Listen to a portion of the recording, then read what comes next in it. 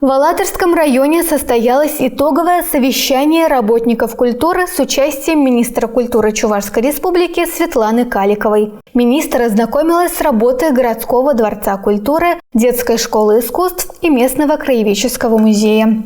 Важным направлением деятельности культуры является укрепление материально-технической базы отрасли. В 2020 году в Алатырском районе был проведен ремонт в 3 культурно-досуговых учреждениях. В рамках государственной программы развития культуры и туризма и реализации проекта «Местный дом культуры» для Старообейсинского сельского дома культуры приобретено музыкальное оборудование на сумму 345 тысяч рублей.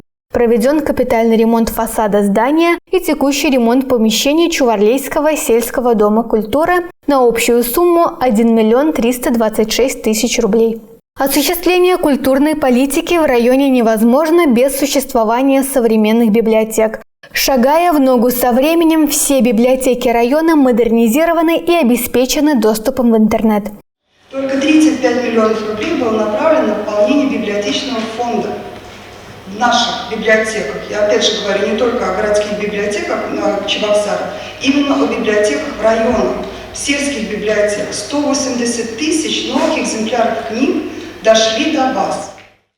Сегодня в районе функционирует 18 культурно-досуговых учреждений, 16 сельских библиотек и районный архив. Сегодня в учреждениях культуры района трудится 50 специалистов. Однако одной из проблем является нехватка молодых специалистов. На обсуждение особое внимание обратили и на потребность в капитальном ремонте здания Алатырского городского дома культуры. Кроме этого, в районе расположено 15% всех объектов культурного наследия федерального и регионального значения республики, большинство из которых требует реставрации.